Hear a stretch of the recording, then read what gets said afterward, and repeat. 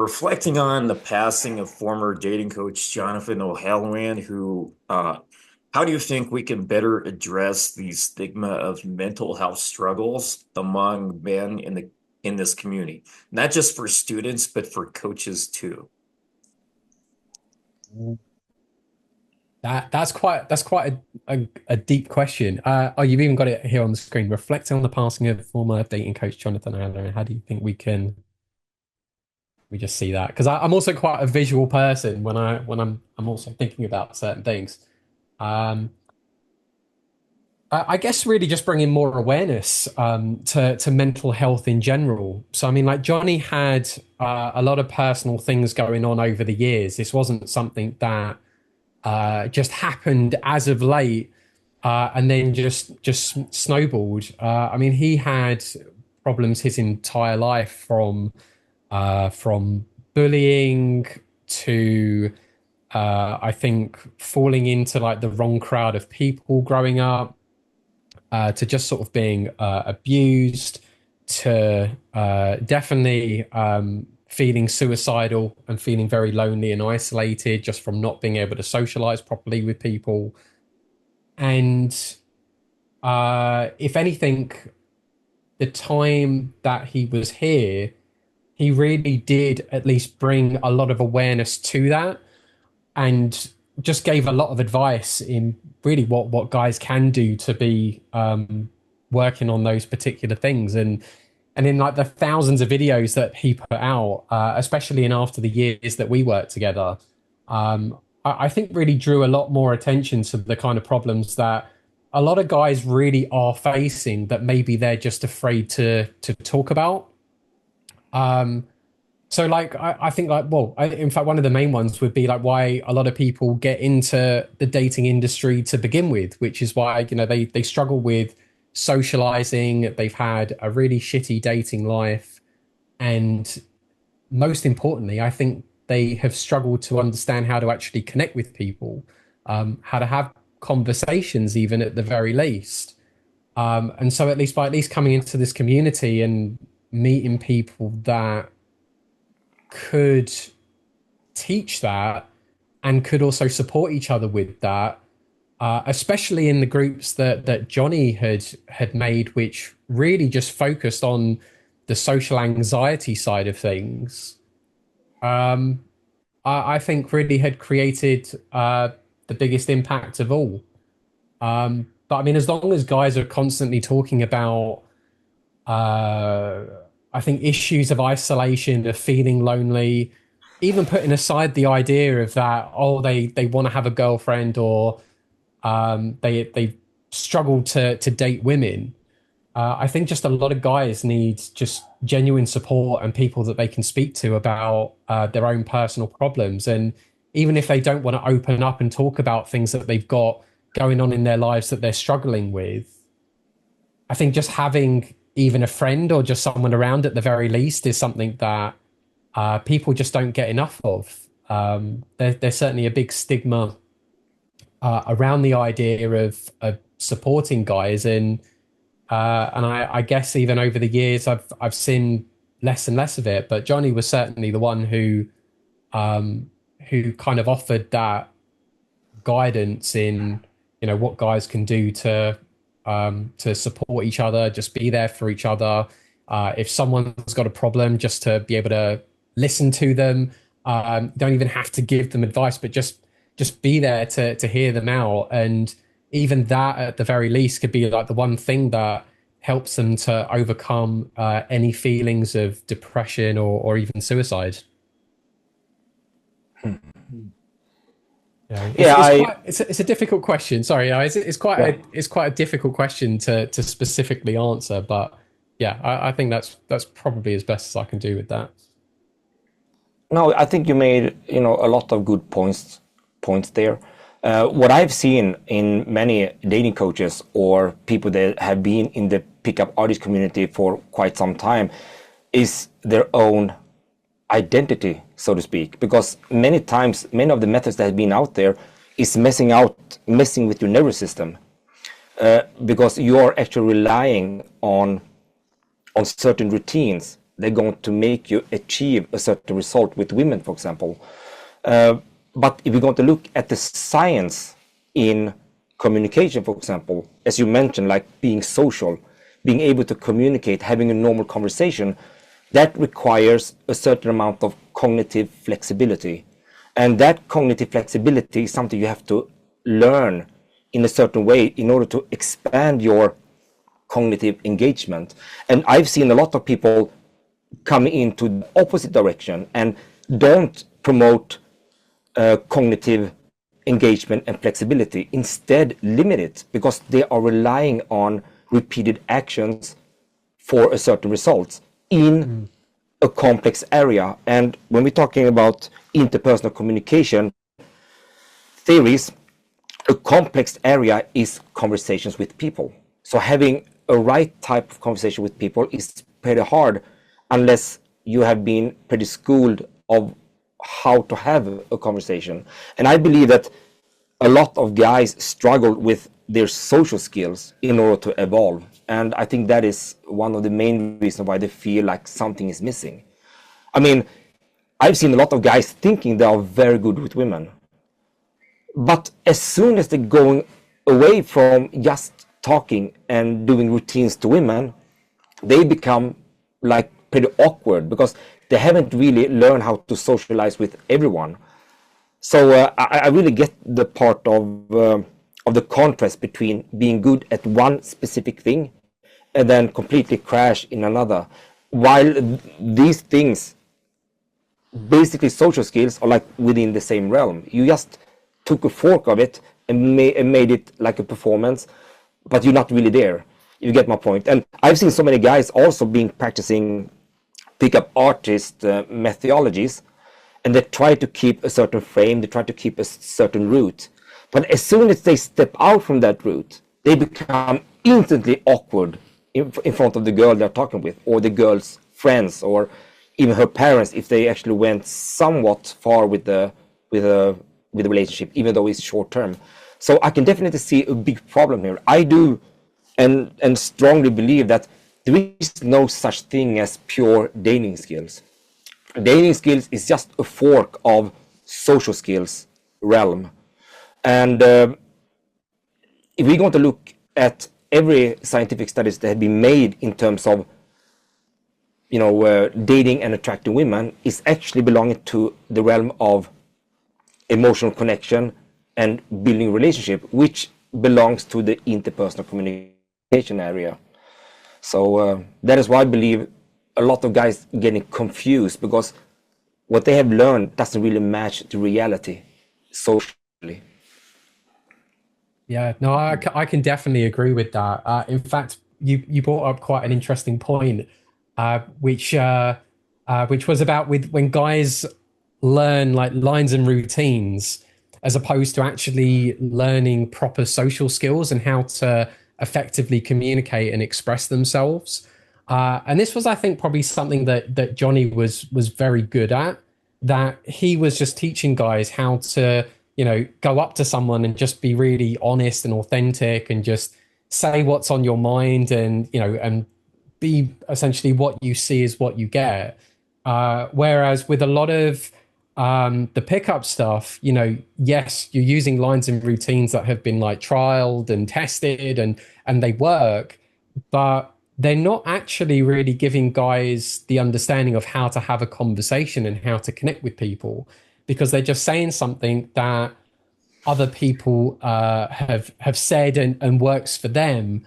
And even in fact reminds me of when like the day game blueprint came out. So at the time, like I was working with Johnny and we were out filming, and you had daygame.com create the day game blueprint, which was essentially modeled after YAD. So when everyone was going around saying, excuse me, can I just tell you something really quickly? What I noticed about you is XYZ. It was a great crutch or a way for guys to get their foot in the door with going out and speaking to people. And hell, for the guys who were incredibly unsociable, who always complained that they didn't know what to say, it at least got them to be proactive and do something. But what the wall was that everyone kept on hitting was that then they were just saying something over and over again, and they weren't really learning how to have a conversation with people. They weren't learning how to actively listen to people. So I remember there would be many occasions, and not just even with Johnny, but with other dating coaches that I was filming with over the years, where we would be walking down like Oxford Street or Regent Street or wherever else in London, and we would see and hear guys who were practicing literally doing pickup, and you would see how they're standing. I always found it funny that I would know I'd actually have my own game that when I was watching people doing approaching on the street, uh, the way and how that they were their body language was, I was able to kind of guess what dating coach they were probably watching or which one of my clients that they were watching, just because of how they were standing. So like if they put their toe up, if they leaned on their back foot, then I knew that they were probably following like Tom Torero. Or if they were putting like their hands in their pockets, then I knew that they were like copying Johnny and so on. Which, you know, again is great and all that guys are essentially taking this influence from other coaches, but you know they weren't really figuring out what works for them, what makes them comfortable with how they're presenting themselves body language wise. And again, particularly with the conversation side of things, if they were just going around and saying like, oh, what I noticed about you was XYZ, or that they were following a strict model that most certainly wasn't working on every single girl that they were speaking to, which is something that I don't think a lot of guys understood. And even with how they were articulating what they were saying as well, I've seen like the day game blueprint over the years. People seem to be like less and less enthusiastic about the words that they're saying. That now it almost sounds like someone's been handed like a piece of paper and they've got the writing on, and they've like a coach has sort of said to them, like, yeah, just read this, and then you know the girl will be absolutely like wooed over what you've just said, and she'll give you a number and whatnot.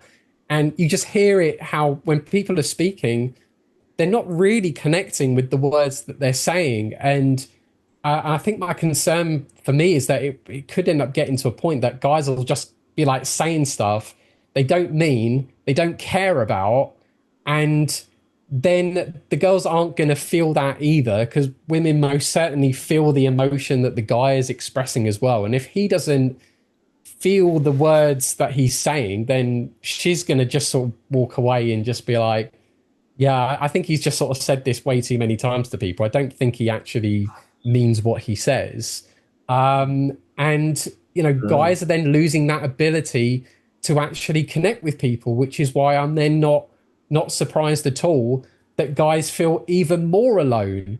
And why even with dating coaches that I've known over the years that I've had to counsel and support as well, and even the coaches that I know who've also taken their lives, because Johnny wasn't the first or second or third for me. He was the fourth person that I knew who'd taken his life.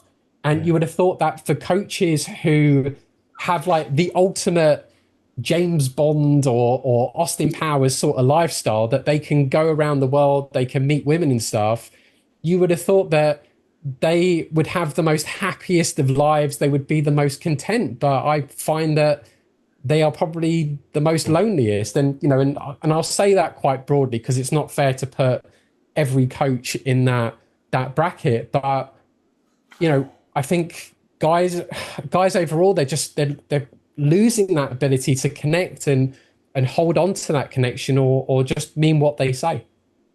Oh, I absolutely resonate with that.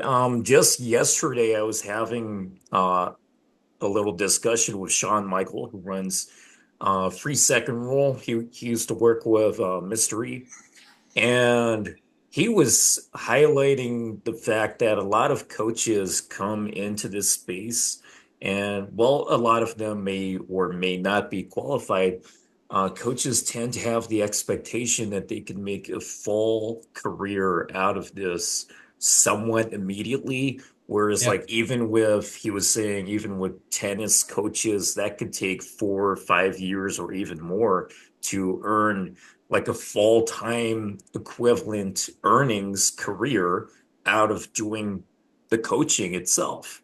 As for dating coaching, it's like these guys might have their own YouTube channels or might not even have their own YouTube channels.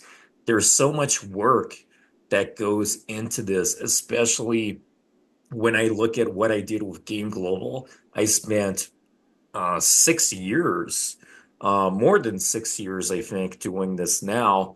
And only recently I got to 10,000. And now things are really starting to pay off, but it really did take that long. And I originally it was only like a side thing, a hobby. I had no real intention to make a career out of it. But that leads into my second point, which I took from what you were saying. I have the feeling that you're basically talking about how one's personality may not align with the words they're saying, the kinds of templates, lines, routines that coaches are recommending.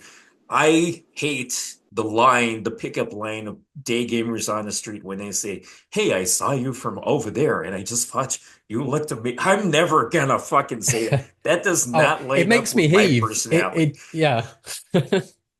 There's no fucking way I will ever fucking say that because that does not line up with my style, my kind of personality. I will never say that. So I lean way more into the natural game rather than the technical game kind of thing.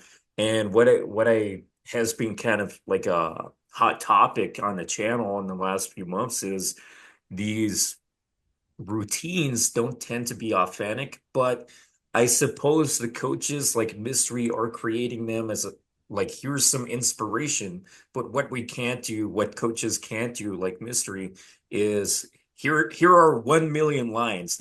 That's never gonna fucking happen because if they're just examples for people to lead from, but some guys are taking these word for word, and they might not even be like they could be DHV stories or something, which have fucking nothing to do with them or their lifestyle, and it makes no sense. I have such a feeling that if something does not line up with your personality, not just in dating, but think of people's careers. Yeah. Most people, plenty of studies on this, plenty of polls. Most people are unhappy with the job or career that they have. And I suppose part of the reason, or maybe even the main reason behind that, is it probably doesn't line up with their personality. My personality is not, no disrespect to people who work at McDonald's. McDonald's is always the obvious victim to go for to stab at when making comments like this, but my personality does not line up with flipping burgers, to give you a very overused metaphor for comparison, but that wouldn't line up with me. But what I'm doing now, that lines up with me. But even so, it does not necessarily mean that it is heaven. But I'll just leave that there. Those are some good thoughts. Any other comments on this? Yeah. Well, I do have some points actually when it comes to methodologies, so to speak, routines and different, you know, dating methods, so to speak. And when we look at how men are acting today, that basically means nothing. So if we go from the perspective of doing absolutely nothing to doing something, yes, basically everything works. It doesn't matter what system you have. If you do something compared with nothing, obviously you will still see some kind of results. However, if we are coming from the perspective that people are doing something, men are doing something, now we can actually measure the methods in between. And I feel like there's a lot of methods that are based on science. And when I mean science, I mean when they are equipped with a framework for them to evolve and become better persons in conversations, that will actually be a learning process that's going to make them cognitive flexible with everyone over time. Then we have another bracket where you're going to be very good at one particular thing and create a habit of doing one particular thing, but it limits your brain's ability to be flexible in other areas. So something that I have been studying a lot is neuroscience, for example. And there is something called experience dependent plasticity. This is when you're actually preparing the brain for complex situations like conversations. And in order to be able to go into the area of making the brain develop to become smarter, better emotional quota, or we used to call it conversational intelligence, CIQ. In order to be good at that, we really need to train the brain in the right direction. And it's not by learning routines that you're going to repeat over and over again so we become a habit. It's actually to listen. Once you start listening to people, you start learning, teaching your brain to handle all sort of complex situation in a conversation. And from the realm of communication, we're mainly talking about three types of conversations that actually taking it to different depths. So the first level is actually transactional conversations. These are about sharing and receiving information only, like asking simple questions and giving answers. It's very practical, it's very straightforward. It could also be sort of, you can call it small talk in a certain sense, but it is definitely on the surface-based level. Then we have something called positional conversations. That is like level 2 in conversations. And now we start talking about sharing strong opinions or defending ideas, different kind of more in depth, more like what people are thinking about things. So many times this positional conversation is more about perhaps convincing others rather than being open of their views. But now we're going into the third level. That is where things are happening. That is what is called transformational conversations. And now we're talking about empathetic communication skills, where we're going to listen empathetically to the other person. Once we start understanding not only what other people are thinking and doing, but the underlying reason of why they're doing certain things, now we get into the area of truly understand the other person. And if we can communicate to them that we actually getting them, we not only understand them, but we're making sure that they understand that we understood them. Now we are in the base of training our brain for this complexity of conversations to be able to handle it better and better and better the more we're practicing it. That is going to increase two things: your cognitive flexibility and your cognitive engagement when you're interacting with people. And that is going to make you smarter and have conversation effortlessly the more you are talking with people. But if you don't have the right tools and the right listening strategies, you will never really get there. You will just be someone who wants to talk, and when someone is talking, you just wait, you listen to respond, you just want to respond back instead of listening to understand. There is a huge difference between those two. So I think that if men really want to be good with women, they have to start learning real listening skills first, how to have real conversations, how to ask the right questions, to get into depth and talk about things that matters. If we're going to look at the neuroscience department as well, we have seen that the scientific evidence is very clear that when women are talking, that is when they feel at most. Dopamine release, serotonin release, epinephrine release, endorphin release, oxytocin release are all associated with emotional bonding and attraction. Same what men are feeling when they see beautiful women.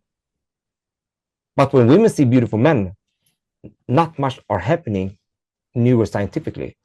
So that is why it's so important to get into the depth where we know triggers women's emotional centra and those neurotransmitters that are connected with those emotions that we want to evoke. And we're doing it with empathy. This, what I'm talking about now, is not someone or me that invented. Interpersonal communication have been studied by basically all the universities over the world since 1950s. And the main Ivy League schools like Harvard, Stanford, University of California, Berkeley College have been rigorously studying interpersonal communication. So this is what is actually valid when it comes to build attraction and build relationships with women as a man. Also, add on something discussed earlier about alignment of personality to the things we say, the things we do, the things that are around us. Here's a famous example. Jim Carrey said, people noticed over the years, in recent years, Jim Carrey seems to be like more depressed or like less Jim Carrey-ish. And he was asked on some show or something or interview, some kind of question, and he said eventually he got tired of playing the character of Jim Carrey because like throughout the 90s, 2000s and whatever, he was playing all these fucking hilarious characters. But it seems that over time he got tired of that, maybe because it didn't really align with his true self. Even though our perception of him, he's not a friend of mine. I don't know him, how he actually is, but our perception of him is only based on what we see in movies, in interviews, that kind of thing. We don't know the real him unless we know him very personally. That's the kind of thing we might not be aware of, but yeah. Any other comments on this before we move on to the next one? A first note about the personality thing. I believe that many times guys really want to be themselves, but they just don't know how to be themselves. And when we are talking as men to women, for example, we're trying to, at least if we're going to look at most of the dating methods out there, we're trying to tell a DHV story, deliver higher value story, or we're trying to show that we are funny, playful, flirtatious, and all those kind of things in order to actually evoke emotion in women. But the truth is, I believe that most guys actually would like to be able to talk and find out about what thoughts she has, what perspective she has, and having that type of conversation that actually are based on depth. I think men want that in their personality. But in order to get into that depth, they really need to learn conversational skills. And if they don't learn conversational skills, but they go with other methods instead, they sort of not using their real personality to find out about that attractive women that they feel something for. Instead, they use other things. And now they cannot really present themselves and their personality fully, maybe only 20% of it. And as we know also, people are not so eager to listen to other people, but they are eager to talk to other people, specifically women. So if we men could tailor our personality to, instead of thinking so much about our self-awareness, but put our attention completely towards her. And our mission now is to find out about her, not only what she thinks about things, but also the underlying why she thinks what she's thinking about, if that makes sense. Yeah, no, absolutely. And if anything, guys need to learn, I think, to be a bit more curious with women that they're speaking to. So even with what I mentioned before, like, you know, it's just as a stepping stone to get guys out the house. Lines and routines, sure, they're okay, but ultimately guys need to learn to have actual conversations with people and be curious about the people that they're speaking to so they can have very individualized conversations and respect the fact that every person or every woman that you're going to speak to, you're going to have a very different conversation. There'll be different levels of attraction there. There'll be people who are going to be in good moods. There'll be women who are in not the best of moods. And it's just adapting to every conversation that you have. And the best guys that I know who get results with women, they learn to kind of just go with the flow with it and ask the particular questions that leads to showing genuine interest in the person that they're speaking to, which you don't really get when you're using lines and routines. And I know, and I'm sure you guys would agree with me on this, but I know that if I were to use someone else's lines and routines myself, and then I met a girl who then really liked me, she's not liking me for me. She's liking this alter ego that I've created who's using these lines and routines. So actually, she's just fallen for the dating coach that she got them from. She's not actually fallen for me. She's just, again, fallen for words from someone else. Whereas if I've had a conversation with someone, and it doesn't have to be the most smoothest, but if I've shown genuine interest in the person, I've built curiosity, and I've just shown how genuine I've been to her, and she likes me for that. I think there's a huge difference in the kind of relationships and learning curve that guys can get from that with building social skills, and whether they want relationships long term or not. I think just being able to have proper, down to earth, decent conversations with people is the thing that ultimately builds that development for guys, and in time gets them whatever results that they want. Yeah, I think guys really need to hear this. This is good stuff. I completely agree with you. This is so fundamental. This is unbelievable. It's almost like the game is only like, maybe it could be some kind of spice on the top of the food, but the foundation is conversations. I mean, if you don't know how to have good conversation with people, and I'm not talking only with women, with people, and that includes women as well. Well, I mean, every man would make himself a huge favor to learn that first, how to just speak and interact with people, and then also understand what elements in conversations actually gives influence, what makes people feel at best in conversations. As far as I know, being curious and making the other person talk, when that guy is talking, that guy or the woman is going to feel at best in conversation. It doesn't matter how good storyteller you are, it doesn't matter how good you are at jokes. According to robust scientific evidence, when she is talking, that is when she's having the best time in conversations by far. If we're going to take that as a foundational base, then we are actually quite in a good area to actually evolve, so to speak.